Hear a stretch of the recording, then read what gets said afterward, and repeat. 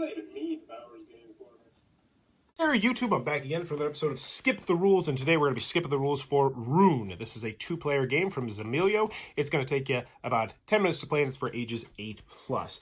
And right now we have Rune all set up. You're going to make sure that each player is going to get their 3 colored meeples, so one person will be red, one person will be black. You're going to find the double-sided card with the 6 runes and place it in the middle. Doesn't matter which side or which way you place it.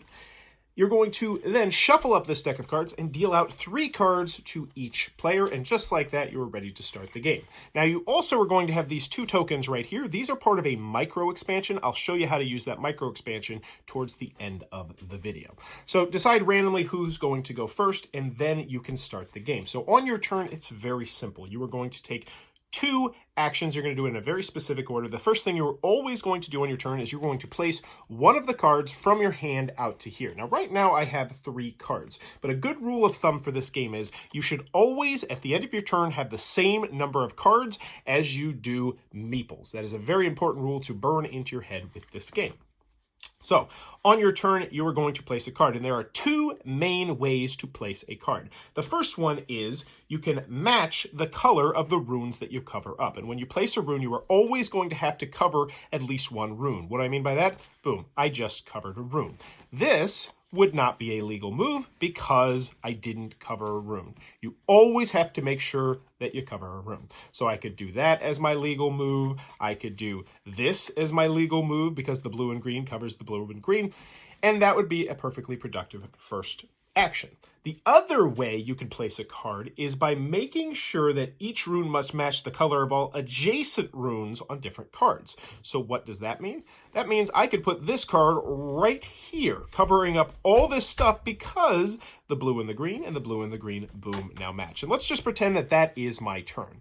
So that's my first action, I should say. So I've taken my first action, and now I have a choice, which is that I can draw another card, or I can place one of my 3 meeples, aka my Rune Master, out, and they're going to help me score points at the end of the game. Once you place a Rune Master, they are placed, they are there, they will not move ever again, but they will get you points at the end of the game based on where they rule. So in this game, there's going to be spots that you will have control over. So let's say at the end of your turn, you want to place your Rune Master. So I could place it right here, and it would get me 2 points because the blues are the easiest ones to connect. And as you can see here at the end of the game, each blue that you control will get you 1 point, each green that you control will get you 2 points, and each red that you control will get you 3 points. So I could go right here, and then I could build onto this later on in the game, and I would have 2 points. Or I could go right here with the 2 greens, and now I have 4 points, and once again, I can continue to build onto this. Or if I'm feeling real feisty, I could go right here from the red spot, and I could get myself 3 points, but I don't get that till the end of the game. You could also go here or here. You can go to any spot as long as it's not already controlled by another Rune Master. You can never have 2 Rune Masters of different colors controlling one area. Now, you could have 2 Rune Masters of the same color controlling the same area. It wouldn't help you at all because you only get points for the area you control. It's not like you double up or anything. So you would never want to do that, but technically by the rules, you could.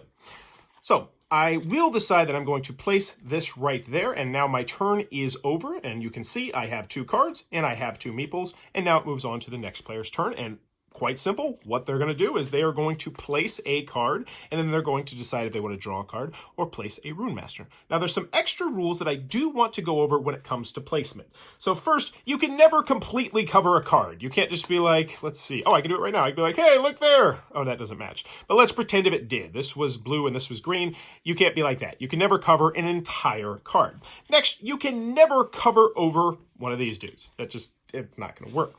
Also, if you play with the micro expansion, which I think most people probably will, you can never cover one of the tokens, which I will still explain in a couple minutes. So let's go ahead and take this person's turn, and they will go right there. That looks like a really, well, that looks like a good spot if you want reds, but look at the same time, that would be extending green. So I probably wouldn't want to do that move. You know what, I'll just do this nice move right here, put the blue on top of the blue, and just like that, I now would control that area as the black player.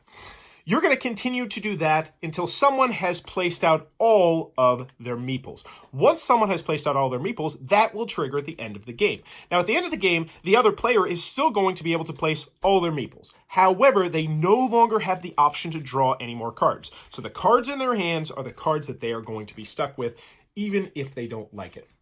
Once that other player, the second player, has placed all their people and placed all their cards, and they still do the same action. They're going to place a card, then place a meeple, place a card, then place a meeple. The game will be over, and you're going to tally up points. How you tally up points is very, very simple. You are going to count the area that your meeples control, your Rune Masters control. Diagonals do not count. So, for instance, for black, they would have 1, 2, 3, 4, because remember, the handy-dandy guide, blues are worth 1, greens are worth 2, reds are worth 3. So 4 points there. 2 points here, ouch, that would be they're up to 6, and then 3 points here, they would be up to 9, whereas red, in this terrible, terrible example, would have 4 points for the 2 greens, 2 points here, which would be 6, and they would have 4 points here, so they would be up to a grand total of 10. And red would win the game. Very, very simple. Now, if there's a tie, it is a shared victory, or this game is so short you could very easily play it again. But let's talk about the micro expansion now. Let's just rewind and give you the scenario right here. Let's say it is my turn and I am black and I play, I don't know maybe I'll play right here. And I will extend the blue. And so how this works is, with the micro expansions, is you have one of these double-sided tokens. One side is green, one side is blue.